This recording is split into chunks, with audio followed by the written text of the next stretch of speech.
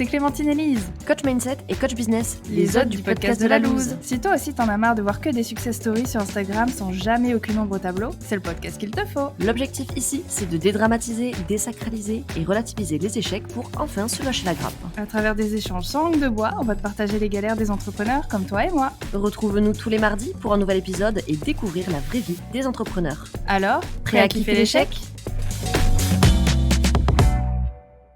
Aujourd'hui, dans le podcast de la loose, on se reçoit mutuellement, Lise et moi, puisqu'on a décidé de vous faire des épisodes un petit peu hors série, hors cadre pour les fêtes de fin d'année. Donc là, aujourd'hui, on fête la fin de l'année vraiment, puisqu'on est le 31 décembre. Donc j'espère que vous avez été gâtés à Noël. Je ne sais pas si vous avez eu des cadeaux typiques entrepreneurs ou si vous avez décidé d'avoir des trucs complètement à côté pour prendre soin de vous, peut-être. Hein. Dites-le nous en commentaire ou sur Instagram, ça nous fera plaisir de savoir ce que vous avez eu. Et donc aujourd'hui, on va faire une petite rétrospective de nos looses. Bon, vous avez déjà entendu dans mon épisode, mais on va faire avec Lise aujourd'hui. Et donc, Lise, tu ne vas pas échapper aux petites questions que tu m'as posées la semaine dernière. Tu es prête ? Première question qui pique, parce qu'après tout, il n'y a pas que de raison qu'il n'y ait que nos invités qui souffrent. As-tu atteint tous tes objectifs de 2024 ? Tout, j'en ai atteint un seul. Ah. Ben voilà. Parfait. As-tu respecté tout ce que tu avais prévu de faire en termes de projet, de rétro-planning Absolument pas du tout. Vu la réponse à la première question, on pouvait s'imaginer. C'est ça. Mais ça va très vite s'expliquer avec la suite de l'épisode. Yes. Est-ce que tu as vécu un shift mindset ? Est-ce qu'il y a eu des illuminations pendant l'année ? Oui. Une dont je parlerai aussi un petit peu plus tard. Parfait. Et est-ce que tu es fière quand même de ton année 2024 ? J'ai envie de dire oui, mais non. En vrai, pour me rassurer, j'aimerais bien dire oui, mais si on est honnête... Non, en fait, j'ai envie de dire oui parce que il m'est arrivé des trucs de fou, j'ai eu des super opportunités, on aura l'occasion d'en rediscuter, etc. Donc je suis hyper fière de ça. Mais si je me fie, disons, du moins aux intentions que je m'étais posées en début d'année, je suis à côté de la plaque, clairement. Mais c'est pas grave. Ok, donc il y a du bon et du moins bon, mais justement, on est là pour parler de ça. Donc justement, est-ce que tu as envie de commencer à nous parler de ce qui s'est passé, les petites looses, les petites galères, justement, qu'est-ce qui s'est mal passé, puisque visiblement, il y a eu des sorties de route à un moment donné, donc que C'est joliment dit. T'as vu ? J'ai pris tous les chemins de traverse possibles et imaginables. Non, alors pour recontextualiser un petit peu mon début d'année 2024, en fait, ce qu'il faut savoir, c'est que donc, moi, je suis lancée depuis 2021, j'ai fait ma reconversion en 2021, j'ai travaillé pendant un an, on va dire, gratuitement pour me faire la main, etc. 2022, j'ai commencé à facturer, etc. C'était très chouette, tout ça.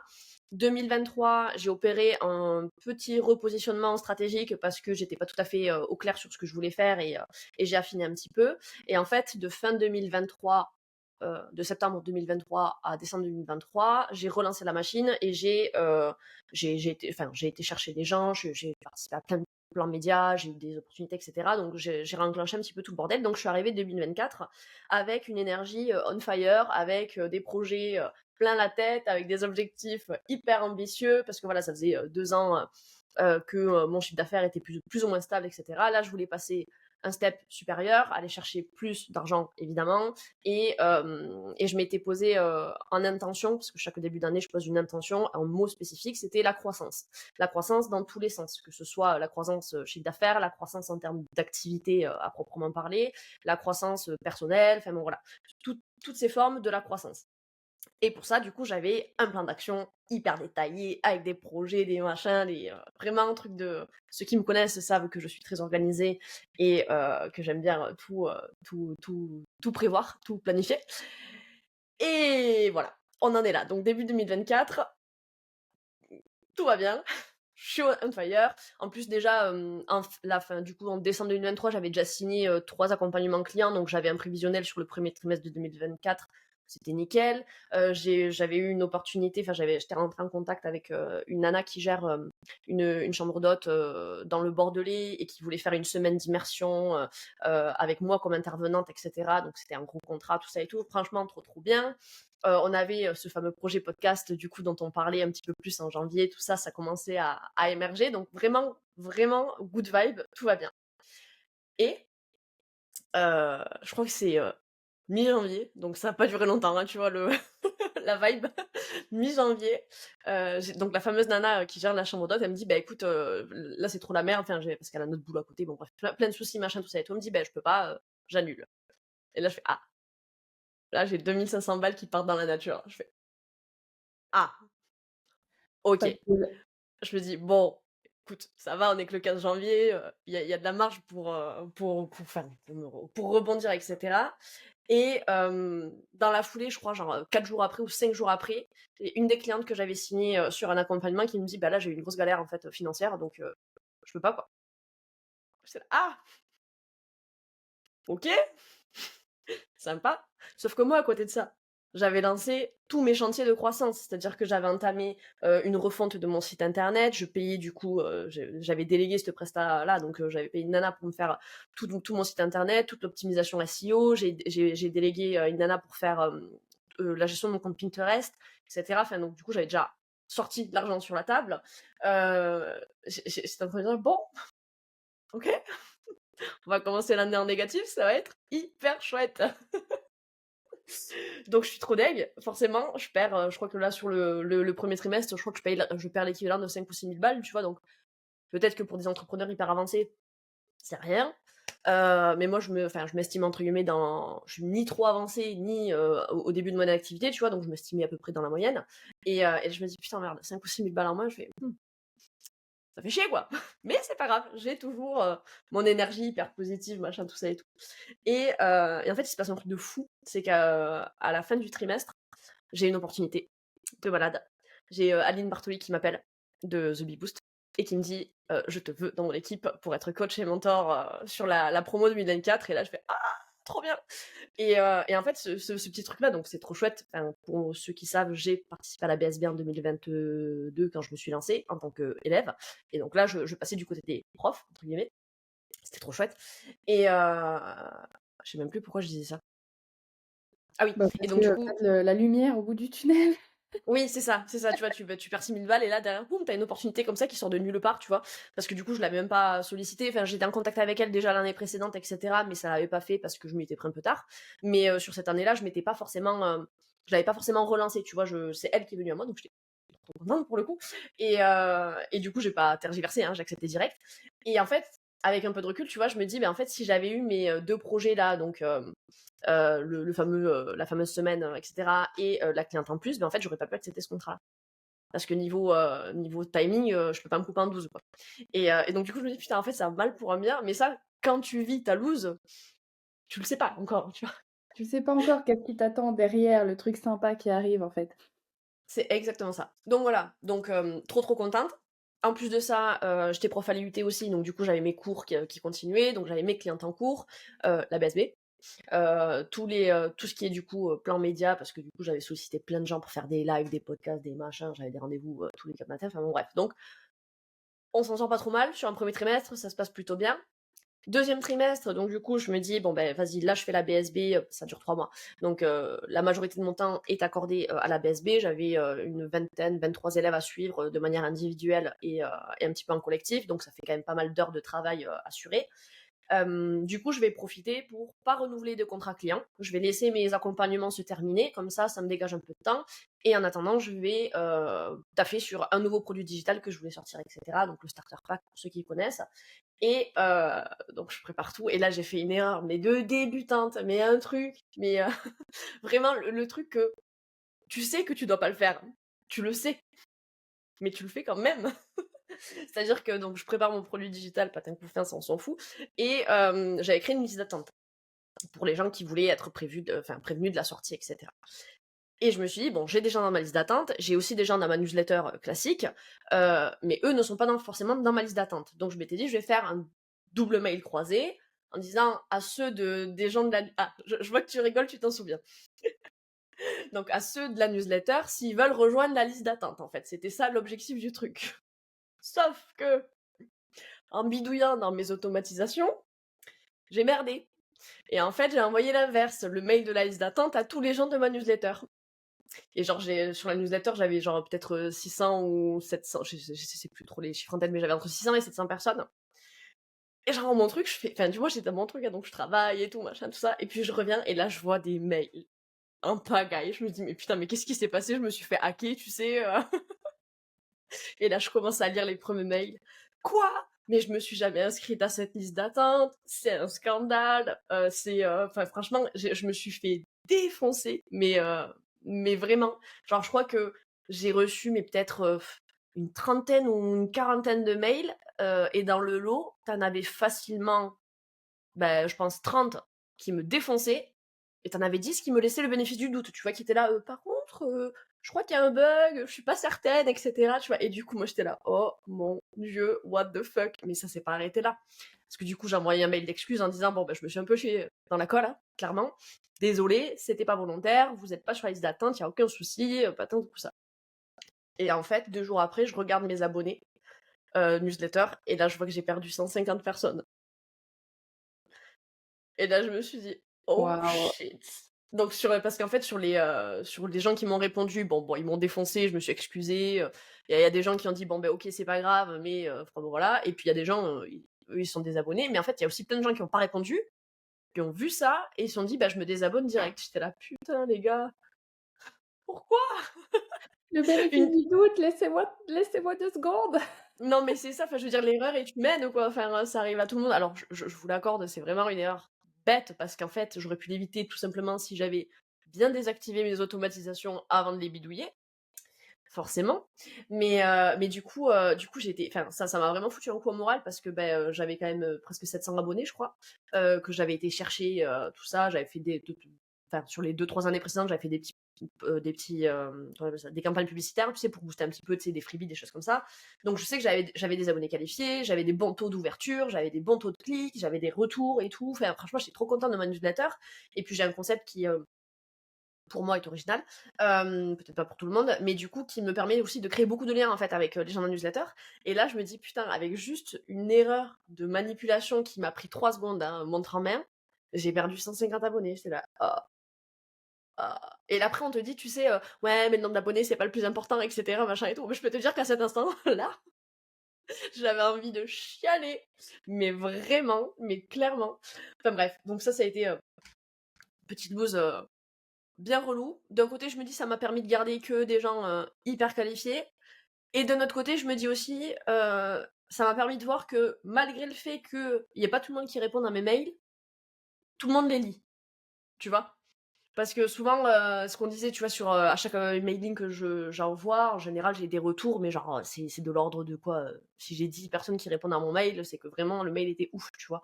Donc, en vrai, je me dis, voilà, sauf que là, j'ai eu 40 réponses en même pas une Quand les journée. gens sont pas contents, ils savent le dire, hein. Ça, c'est Exactement, tu vois. Mais malheureux, du coup, hein, mais ça m'a fait réaliser que malgré le fait qu'ils répondaient pas la plupart du temps, ces gens-là lisaient quand même ma newsletter, tu vois. Donc je me dis, c'est pas si perdu que ça. Ça m'a rassuré sur le fait que, en vrai, ok, il y a pas beaucoup de retours écrits, mais les gens le lisent quand même. Donc voilà pour cette petite boulette de débutante, quoi. ah bah, comme quoi ça arrive, même aux meilleurs, hein. Voilà, c'est un moment d'inattention et ça part mais en même temps, j'ai vu que Larissa, avait fait des petits tests aussi, il y a pas longtemps et ça lui a fait un truc du même style, hein. Donc tu vois, je pense qu'on passe tous par ces problèmes de technique où d'un coup ça nous échappe et malheureusement tu peux pas récupérer tes mails. Donc Ouais, c'est bon, bah, c'est lancé, quoi. c'est ça. Bon, j'ai pas la prétention de dire que je suis la meilleure, hein, pour le coup, je pense qu'il y a des gens bien meilleurs que moi. Mais oui, même ce genre de petites erreurs, on va dire, de débutante, ça peut arriver même après 3 ou 4 ans d'entrepreneuriat, quoi. Une erreur d'inattention, on va dire. C'est ce qu'il y avait noté, tu sais, dans mes bulletins scolaires quand j'étais à l'école. Erreur d'inattention. Et bah, Voilà. les voilà. Enfin, donc voilà, ça c'était ça. Ensuite, qu'est-ce qui s'est passé? Ah oui, voilà, on va parler de chiffre d'affaires. Ouh. Qu'est-ce qui s'est passé? Il s'est passé un truc de ouf en juin, je crois, ou en juillet, je sais pas. J'ai fait mon meilleur chiffre d'affaires, tout confondu. J'avais plus de 5 000 € de chiffre d'affaires, j'étais trop contente, tu vois. Trop bien. Euh, donc, pareil, j'étais toujours dans l'optique croissance, machin et tout, donc du coup, je réinvestis de l'argent pour toujours continuer à déléguer, etc., machin, tout ça. Et en fait, 2 mois plus tard, je fais un chiffre d'affaires à même pas 100 balles.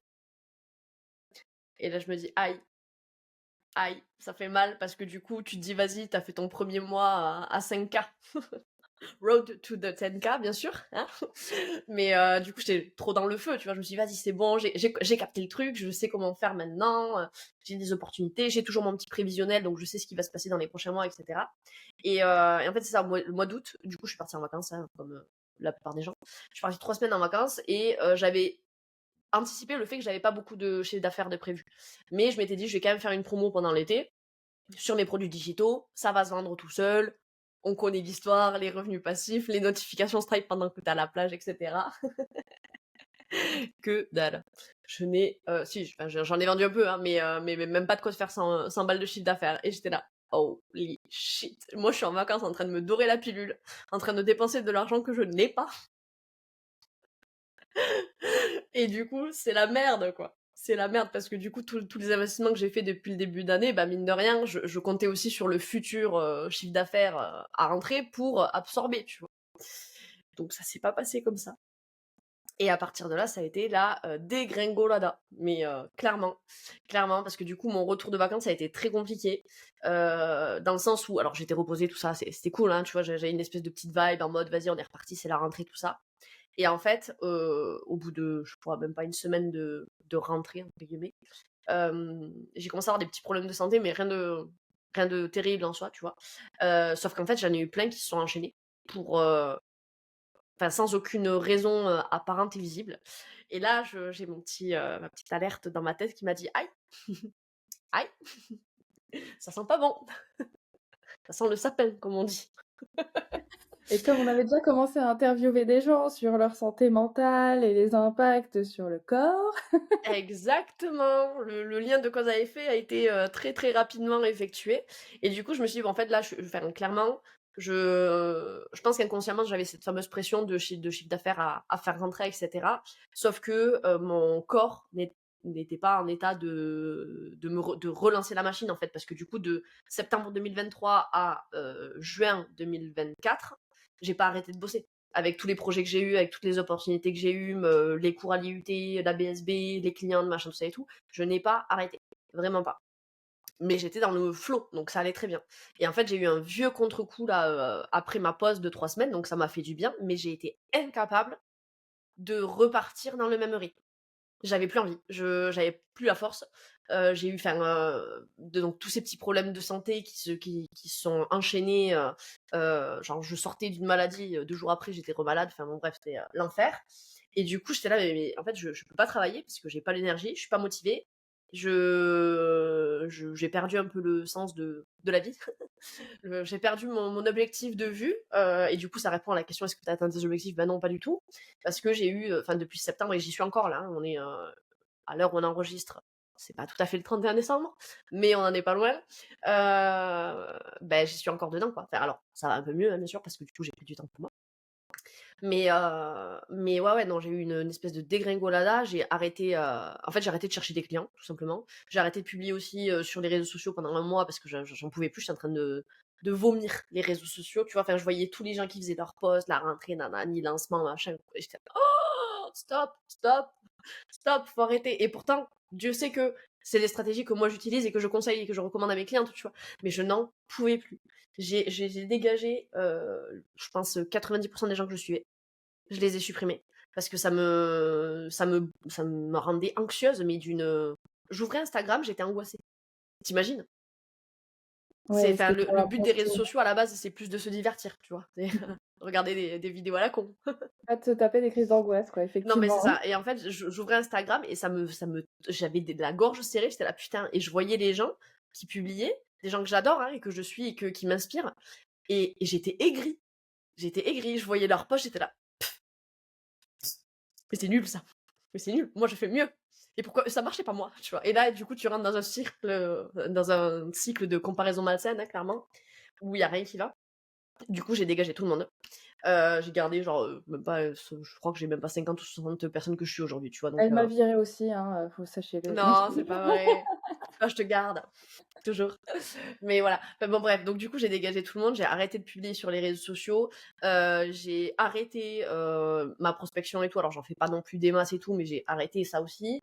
J'ai mis fin à mes collaborations avec les nanas avec qui je bossais sur la rédaction d'articles de blog et Pinterest parce que, bah, forcément, j'avais besoin de prendre du recul et je savais que j'allais pas forcément rentrer d'argent rapidement. Elles l'ont très très bien pris, enfin parce que du coup j'aurais expliqué le concept, etc. Et y a pas eu de problème. Mais voilà, du coup j'ai arrêté beaucoup de choses. J'avais arrêté aussi tout ce qui était réseau networking depuis un certain temps parce que bah, vu que j'avais plus le temps et qu'il fallait faire des choix sur les priorités, j'avais arrêté de voir du monde. Et en fait, petit à petit, j'ai coupé plein de trucs. J'ai gardé juste ma newsletter, qui est bimensuelle.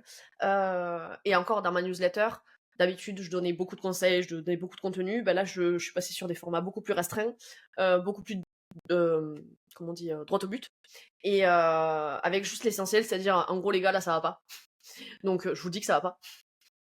Je vous explique pourquoi ça va pas. Voilà. Ça arrive aux autres.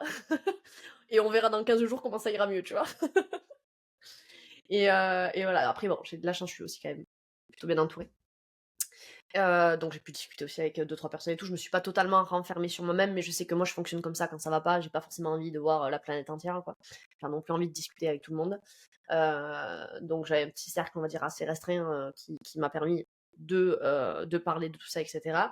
Et dernière loose qui est du coup dans cette loose-là, c'était en octobre. Ouais, c'était en octobre. J'interviens pour une association de prestataires de mariage dans le secteur toulousain. Donc c'est une asso dont je suis partenaire depuis 2 ans ou 2 ans et demi, je crois. Enfin, 2 ans. Ouais, c'est ça. Et j'étais déjà intervenue chez eux au tout début, etc. Et là, on prévoit une intervention en présentiel. Et je crois, genre, il y a 60 personnes. Donc sur le papier, j'ai jamais fait ça. De cette manière-là, de cette forme-là, je n'ai jamais fait ça. Par chance, dans ma vie d'avant, j'ai travaillé dans l'hôtellerie en réception d'hôtel. Donc forcément, parler à des inconnus, je sais faire. Je suis à l'aise pour m'exprimer justement face à un public. Quand j'étais plus jeune, j'ai chanté, j'ai dansé, machin, tout ça et tout. Donc je sais faire en fait cet exercice-là, y a pas de souci. J'ai aussi animé beaucoup de masterclass en ligne, des webinaires, des choses comme ça. Donc sur le papier, je sais faire. Sauf que le matin même de ce jour-là, je me suis tapé une crise d'angoisse. Mais un truc, ça ne m'était jamais arrivé. Alors, je suis d'un naturel stressé, etc., tout ça et tout, mais j'avais jamais fait de crise de vraiment à genre tétaniser, à trembler, à pleurer, machin, tout ça et tout. Et j'étais vraiment au fond du seau, je n'y arrivais pas. Je vous passe les détails, mais en gros, j'ai pris mon petit déjeuner, je l'ai rendu dans la minute.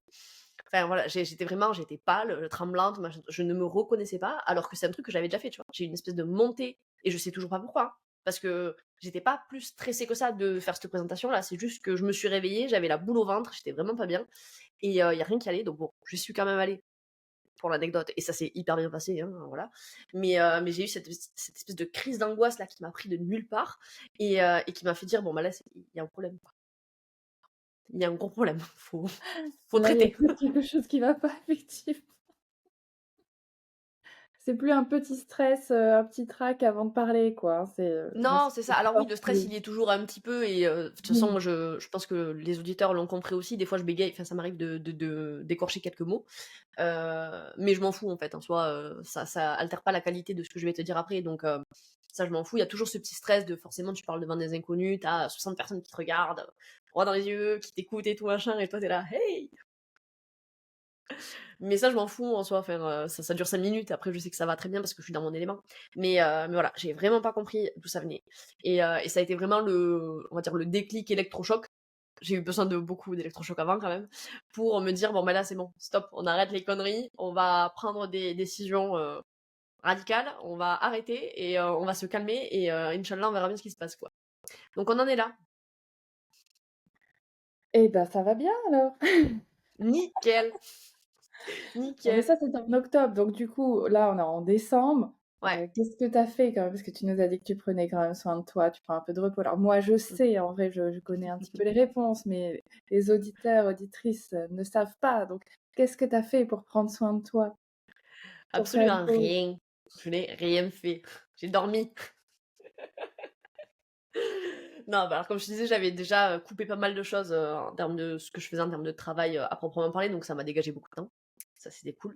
Et ce temps-là, j'en ai profité pour dormir, lire, parce que du coup, j'ai débloqué une nouvelle lubie cet été où je lis beaucoup maintenant, beaucoup de bouquins, voire même un peu trop, tu vois. J'ai développé un nouveau projet personnel, du coup, d'écriture. Je suis en train d'écrire mon premier roman, voilà. Ça fait hyper prétentieux de dire ça, mais c'est exactement ça. Dormir, lire, écrire, ça m'a fait du bien. Et après, j'ai rien fait de plus en soi. J'ai plutôt opté pour la technique de l'autruche, comme on dit, hein, mettre les choses sous le tapis, le nœud du problème, le cacher, pour ne pas le voir et ne pas l'affronter. Alors, c'était une des raisons, mais c'est aussi parce que je ne voulais pas faire ça à ce moment-là. C'est-à-dire que dans le mood dans lequel j'étais, j'avais ni la force ni l'envie de réfléchir à mes problèmes, en fait. J'avais juste envie de lâcher prise, en fait. Clairement lâcher prise, arrêter de me prendre la tête et faire d'autres choses, me changer les idées, développer ma créativité parce que là du coup c'est en fusion de ce côté-là et voilà. Et pour le coup, ça fait du bien. Il y a toujours cette pression financière, bien évidemment, parce que du coup, là, ça fait 4 mois que mon chiffre d'affaires, il est ras les pâquerettes, très clairement. Mais j'ai un peu d'argent de côté. Je sais que ça ne durera pas éternellement, etc. Et qu'à un moment donné, il faudra bien que je prenne de nouvelles décisions et que je me mette en face du problème. Mais je sais que là, tu vois, c'est le temps que j'avais besoin pour poser mon cerveau, tout simplement. Mmh. Mmh. Ouais, bah, des fois, je pense que c'est nécessaire, de pas tout de suite s'atteler au problème. Enfin, comme tu dis, des fois, on a juste envie de rien faire, de rester un petit peu dans notre merde et puis c'est pas grave, en fait, c'est j'ai pas l'énergie, là, je vais juste, j'assume. En fait, je pense que l'essentiel dans c'est ce que je dis à mes clientes à chaque fois, c'est tant que tu prends la responsabilité et que tu assumes et que tu sais pourquoi tu fais ça, que même si tu es en train de fuir, tu sais pourquoi tu fais ça et que tu en prends la responsabilité, je trouve que c'est toujours plus bénéfique que de juste se voiler la face et de faire: «Non, non, jamais je regarderai». Là, tu sais très bien que tu dois regarder, tu sais très bien que tu dois soulever le tapis, tu sais que ça va pas être agréable, mais en même temps, quand tu sentiras que tu es un peu disposé à mettre le pied, dedans, ça ira. Mais c'est important de Mm, s'écouter aussi dans le sens où: «Non, là, je pense que ça va, j'ai pas l'énergie pour réfléchir, j'ai pas l'énergie pour me foutre, encore plus sous le tapis». Donc c'est bien de faire ce temps de mm. pause aussi. Mais à un moment, il Mais c'est faudra exactement regarder, ouais. le Oui, ouais, ouais, t'inquiète pas, c'est prévu. Mais en fait, c'est le shift mindset que j'ai eu, tu sais, la question que tu me posais en début d'épisode, c'est exactement ça. C'est parce que par ma nature et de ma personnalité, moi je suis quelqu'un qui fonce dans le mur, hein, voilà, je regarde pas à droite à gauche, j'y vais, c'est tout droit, on y va, plein fer, etc. Et, euh, et j'ai toujours ce truc de me dire, bon ben ok, voilà, je me prends le mur, c'est pas grave, hop, je me relève, et on repart. Tu vois, on rebondit, on y va, on défonce tout, voilà, c'est dans ma nature. Sauf que bon, au bout de, là pour le coup, 4 ans d'entrepreneuriat, je commence à me fatiguer aussi, hein, parce que ce cycle, ces montagnes russes, etc., ben, c'est très difficile aussi à vivre d'un point de vue émotionnel, physique, moral, etc. Et là, en fait, j'ai eu ce shift de me dire, là, je peux pas repartir. Avant, j'aurais foncé dans le deuxième mur qui est juste derrière, tu vois, jusqu'au bout du bourg, hein, clairement, jusqu'à ce que mort s'en suive. Non, j'espère pas. Mais voilà. Et là, j'ai eu ce recul de me dire, en fait, là, arrête tes conneries. T'es en train de reproduire les mêmes erreurs que t'as déjà fait. Et du coup, ça fait écho à le tout premier épisode qu'on a sorti ensemble, enfin le mien du coup, où tu peux faire une erreur une fois mais pas 15. Clairement, si, voilà, ça c'est encore une erreur que j'ai répétée plusieurs fois, de toujours foncer, toujours foncer, toujours foncer, jamais prendre de recul, jamais lâcher prise, etc. Alors le concept du lâcher prise, c'est toujours assez abstrait pour moi, hein. Mais du coup, voilà, là j'ai eu la clairvoyance de me dire stop quoi. Stop, on n'est pas venu là pour souffrir, hein. C'est compliqué. Je me suis posé aussi beaucoup de questions, hein, notamment est-ce que je retourne sur du salariat, du mi-temps, des choses comme ça, pour anticiper. Bon, pour l'instant, j'ai pas encore pris de décision à proprement parler parce que j'ai toujours un peu d'argent de côté, de trésor pour vivre encore quelques semaines et quelques mois, Inch'Allah. Mais voilà, la question s'est posée aussi à un moment donné, tu vois. Enfin, en fait, si tu veux, j'ai déjà préparé comment dire ça, pas la suite parce que c'est pas vraiment la suite de mon activité, mais je sais déjà ce que je dois faire le jour où j'en aurai envie. Tu vois, c'est le jour où j'aurai le déclic de me dire: «Vas-y, c'est bon, c'est maintenant, on repart, on se relance et cetera». J'ai déjà planifié, parce que ça reste dans ma nature, les possibilités qui s'offrent à moi, tu vois? Donc il y a forcément une voie où, bah, il y a un potentiel retour au salariat, que ce soit temps plein, mi-temps et cetera. Il y a une voie où, bah, du coup, je me refocus à fond sur, mon activité et je sais déjà, du coup, quelles actions je vais mettre en place pour pouvoir relancer la machine. Il y a une possibilité où, heu bah, alors, elle est très faible. Où j'abandonne mon activité pour me lancer à 3000 dans l'écriture de romans, tu vois? Pourquoi pas? Enfin voilà, j'ai tout plein de d'options qui sont déjà notées, tracées quelque part et je sais que le jour où j'aurai besoin de foutre le nez dans mon caca, voilà, j'aurai déjà des éléments pour redémarrer.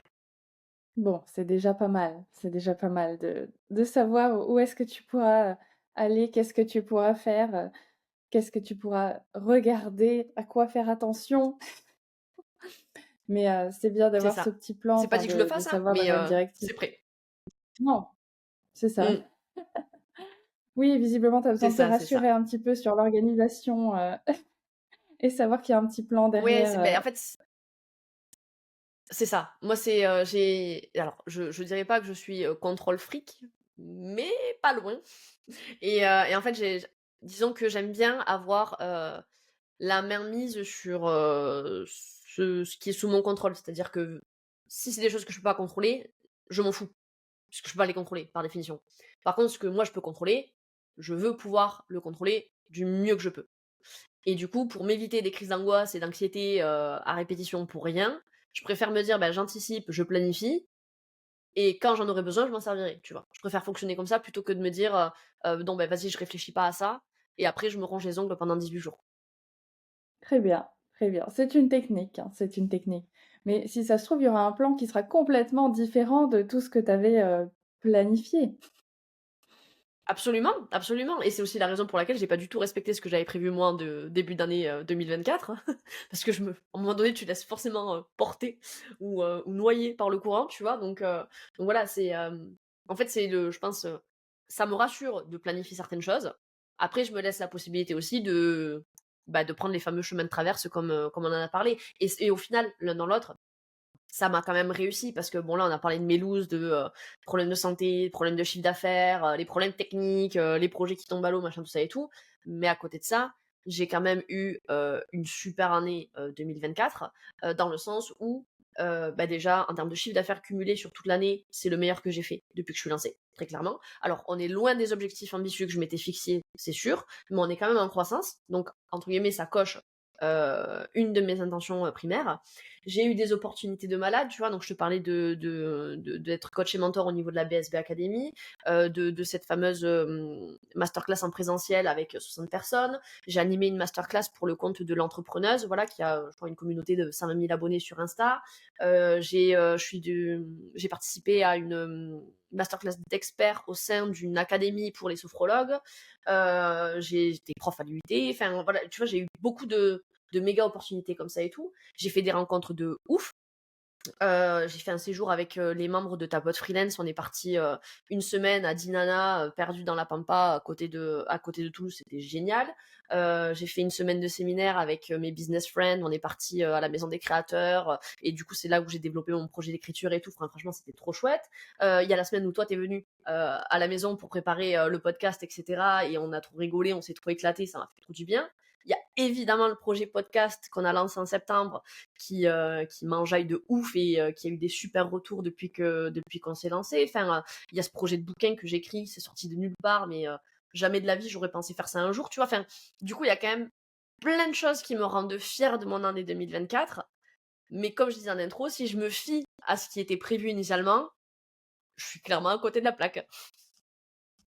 Oui, il y a plein de choses qui se sont bien passées, mais si on regarde que les objectifs qui étaient prédéfinis, on pourrait dire que tu es passé à côté. Mais si on regarde, bah, finalement quand même toutes les choses qui n'étaient pas prévues, mais qui ont quand même été super cool et qui en fait ça a été des opportunités, bah, qui se sont présentées en fait. C'est que des choses qui n'étaient absolument pas planifiées, qui finalement, se sont pointées et c'est des plutôt, ben, beaux résultats, des beaux espoirs, des belles performances, un podcast de la loose qui marche bien, grâce à tous nos auditeurs, auditrices, et qui Fière est sur vous. parti. En plus, je suis retombée, voilà, je suis tombée sur nos stories l'année dernière où on commençait à y réfléchir, où j'étais en live chez toi, etc. Et puis c'est là Mm.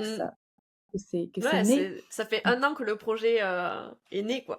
C'est ouf. Déjà 1 an, et puis regarde, maintenant on a fait il y a combien? Plus de 20 épisodes avec des invités exceptionnels qui nous racontent des histoires exceptionnelles.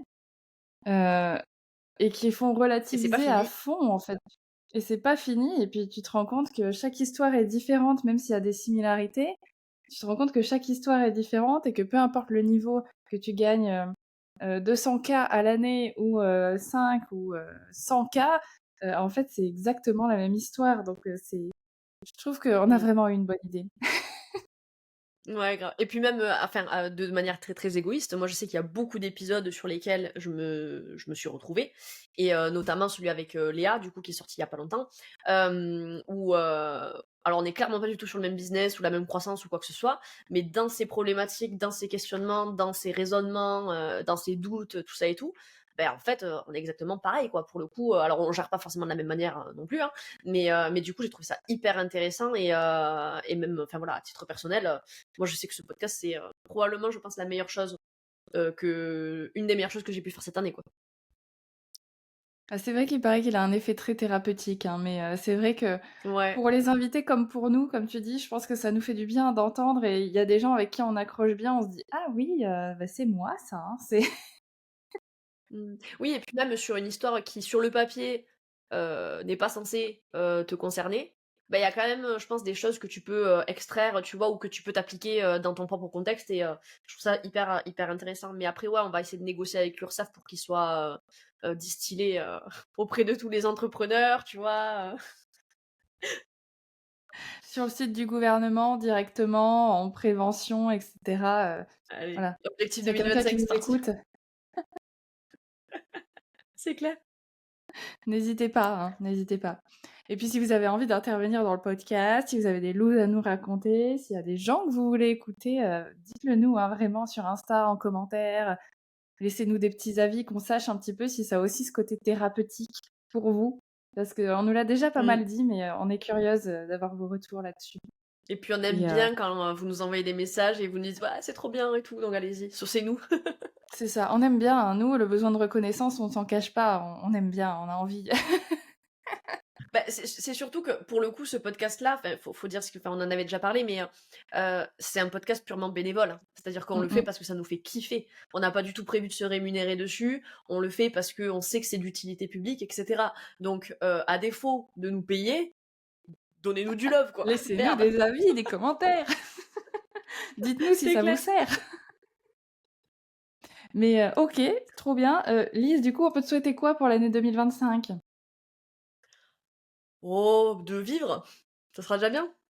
C'est une belle. Ok. Et ça sera ça ton mot de début d'année, puisque techniquement on est le 31 décembre, hein. Euh, T'as choisi déjà? J'avoue que je m'y suis penchée un petit peu là pour en décembre parce que je fais mon bilan, machin, tout ça et tout. J'ai pas encore acté le mot. J'hésite entre, enfin ça se rejoint hein, de manière générale, entre suivre mon flow et le fameux lâcher prise pour toujours accentuer tout ça. Enfin les deux se rejoignent en soi, sachant que le lâcher prise signifie clairement de arrêter de planifier tout ce que je planifie et de me laisser kiffer, porter par la vibe, ce qui me fait extrêmement peur, je pense que tu peux le comprendre. Et à contrario, le suivre mon flow, c'est plutôt, il y a cette notion de lâcher prise, mais il y a aussi cette notion de m'écouter si j'ai envie de travailler fort, d'y aller, tu vois, et de si j'ai envie de cravacher, je cravache, si j'ai envie de me reposer, je me repose, et tu vois, il y a cette nuance là. Donc voilà, je pense à ça, et après bon, j'ai forcément des objectifs pour 2025, mais bon, vu que je les atteins pas, est-ce que c'est vraiment nécessaire de s'en fixer? I don't know. Oh, on peut être assez flou, tu vois, pour un truc général comme ça, c'est Voilà, pas grave si. c'est ça. J'ai une direction, j'ai un cap, c'est l'essentiel. Voilà, c'est l'essentiel. Après, on verra comment on y arrive, on verra quel chemin tu empruntes, hein, mais Exactement. ok, très bien, bah super. Bah merci beaucoup pour cet épisode riche en informations, en émotions et en petites looses, en petites galères, mais en même temps riche d'espoir et de lâcher prise peut-être pour 2025. On verra l'année prochaine fait. quand on refera le bilan. Ouais. Et, et du coup, bonne année à tout le monde. Hein, bonne année. Fixez bien des Ouais. objectifs qui vous conviennent, qui sont pas trop forcés. Faites pas trop la bringue ce soir, hein. C'est ça. Demain matin, on y retourne, les gars. C'est ça. Et puis voilà, bonne année. Oui, bonne année à tous. Si l'épisode t'a plu, partage-le à tes potes en galère et dis-nous qui tu aimerais découvrir sur ce podcast. Nous, on se retrouve la semaine prochaine. Et rappelle-toi, c'est pas parce que t'as la loose que t'auras pas de flouze. #DropTheMic.